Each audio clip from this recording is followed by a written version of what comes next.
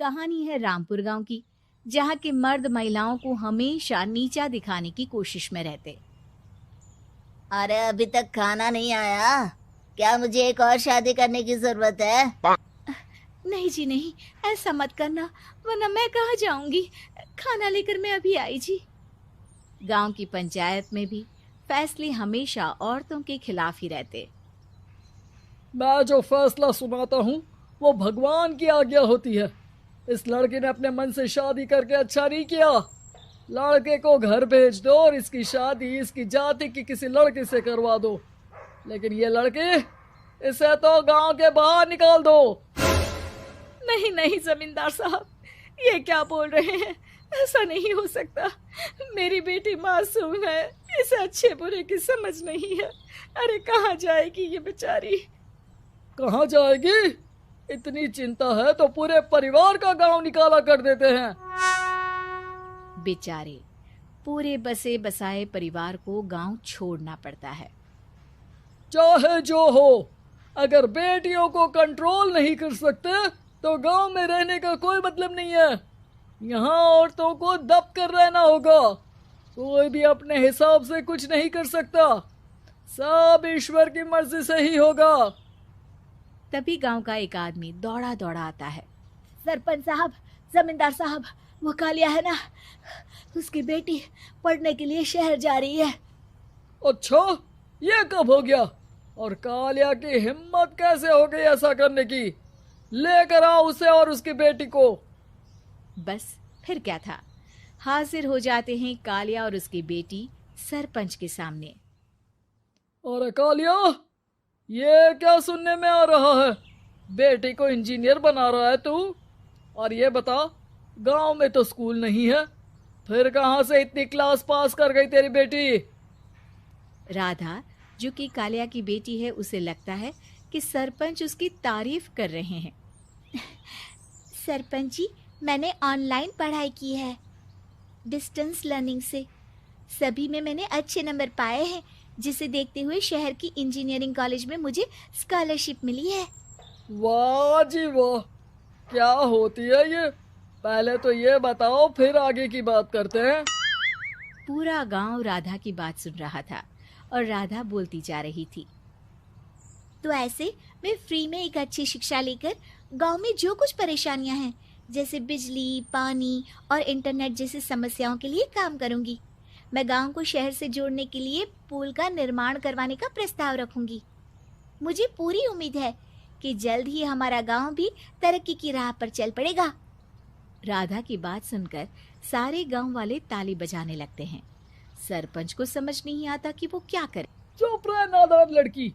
गांव के खिलाफ जाने के लिए तुझे गांव से बेदखल कर दिया जाएगा, वो भी पूरे परिवार के साथ। और हाँ, अगर ठीक से गांव में रहना चाहती है तो ये पढ़ाई लिखाई छोड़ दे। हम तेरे लिए गांव का कोई होनहार लड़का देखेंगे। तभी गांव का एक आदमी बोल पड़ता है। अरे नहीं नहीं सरपंच जी, राधा बिटिया जो बता रही है, अगर वैसा हो जाए तो हम लोगों को पैसा कमाने के लिए बाहर नहीं जाना पड़ेगा। हाँ जी, और ना ही कोसों दूर पानी के लिए भटकना पड़ेगा। हमारे बच्चे भी अच्छी पढ़ाई कर सकेंगे और आगे बढ़ेंगे, ना कि हमारी तरह खेती करते बैठेंगे। क्यों गांव वालों, राधा बिटिया का साथ देना चाहिए ना। सरपंच देखता है कि गांव राधा के साथ है तो वो चुप हो जाता है। वो घर आकर अपने सलाहकार से बात करता है, जो बहुत ही चालाक किस्म का इंसान होता है। अरे सरपंच साहब, आपको बहुत ही होशियारी से काम लेना पड़ेगा। एक बार गांव तरक्की कर गया, यहाँ के बालक पढ़ लिए तो कोई ना पूछेगा आपको। और फिर ये जो बेटा और बेटी है ना आपके, इनको भी आम लोगों की तरह ही जीवन जीना होगा। हाँ, लेकिन करे तो क्या करे? वो ना, आप मुझ पर छोड़ दीजिए, बस मैं जैसा बोलूं करते जाइए। अगले रोज सुबह जब गांव वाले सोकर उठते हैं तो राधा के घर के बाहर और साथ ही वो लोग जिन्होंने राधा का सपोर्ट किया था, उनके घर के आगे लाल रंग से कल आऊंगी लिखा होता है। कल आऊंगी, ये क्या होता है? अरे यह तो खून से लिखा है, लगता है कोई भूत प्रेत या चुड़ैल का साया है। चलो सरपंच जी के पास चलते हैं। सभी सरपंच के पास जाकर उसे सारी बात बताते हैं। अरे ये तो बड़ी मुश्किल की बात है। चलो मैं एक बाबा को जानता हूँ, उन्हें बुला लेता हूँ। सरपंच बाबा को लेकर गांव के घर के बाहर जाता है। ओहो, तो ये वो चुड़ैल है जो उन लोगों को निशाना बनाते हैं जो गांव को बदलने का सपना देखते हैं। वो गांव को ऐसे ही संपन्न देखना चाहती है। वो नहीं चाहती कि कोई बाहरी यहाँ का कायाकल्प करे। क्या तुम लोगों में से किसी ने गांव को बदलने की सोच रखी है? तभी राधा की माँ रोते रोते आती है। मेरी राधा घर से गायब हो गई है। अरे कोई तो बचाओ, मेरी बच्ची कहाँ गई?